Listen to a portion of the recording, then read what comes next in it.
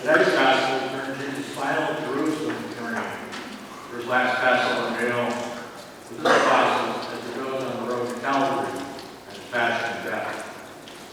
He spent over 2 years instructing his apostle. Today's passage gives a hard lesson on what it takes to be one of his disciples. Earlier this liturgical year, we heard about the mission of the 72 disciples who were sent ahead of him prepared with money and provisions to announce his arrival. They returned rejoicing, for they had driven out demons and healed the sick in his name. This group of followers was known as disciples. The number 72 is the same number as the Jewish Sanhedrin, the group of judges headed up by the high priest. At the time of Christ, if you were a follower, you were called a disciple.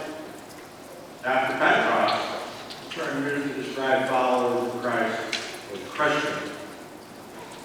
Whereas us, we declare ourselves Christians, we are telling the world we are disciples of Christ. In today's gospel, Jesus defines what it takes to be a disciple. It's simple, but it's not easy.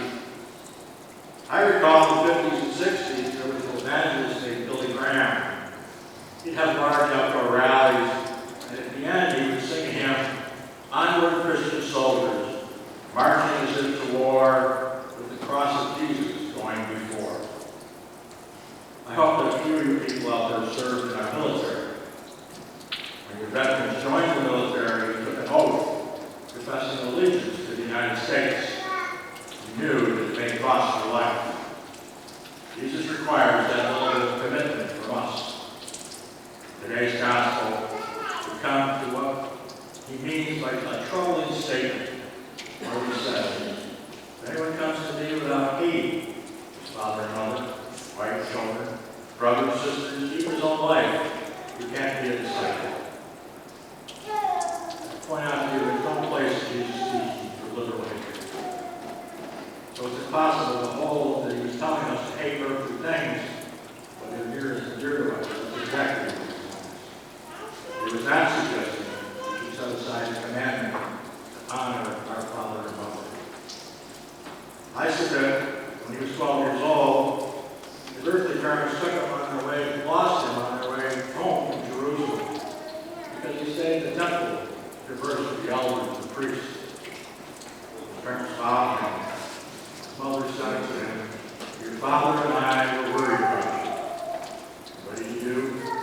He returned with them to Nazareth and was obedient to them.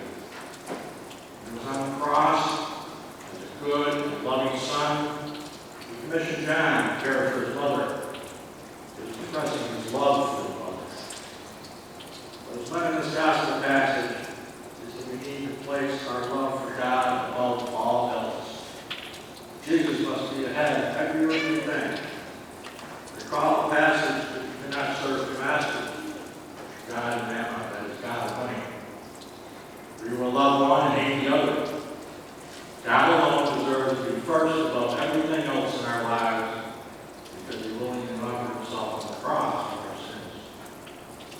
The second thing the gospel says today was ever not carrying his cross cannot be a disciple. I understand that Jesus' cross was the sins of mankind, which he done when he died for us on the cross.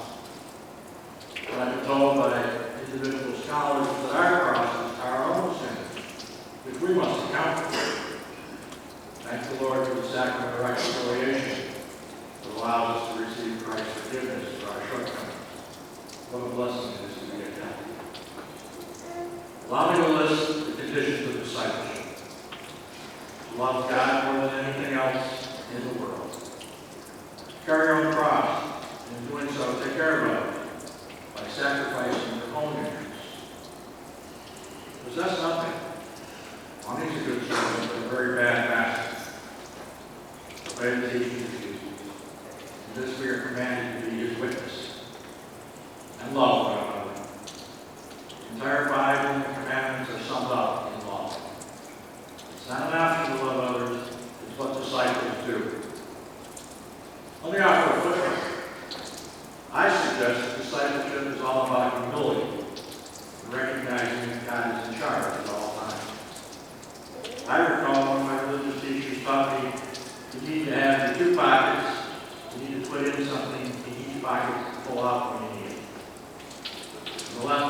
you have a note card that says on one side, humble, and on the back side, remember thou art dust, and the dust you will return. When you're high and mighty, you should reach your left pocket. Bring yourself back to reality and know that God is working. In the right pocket, have a card that says on one side, you're a child of God, and on the other side, you were made for the kingdom of God. Whenever life challenges you, like the lake on a planet, someone insults you, reach in your right pocket and know that God loves you. I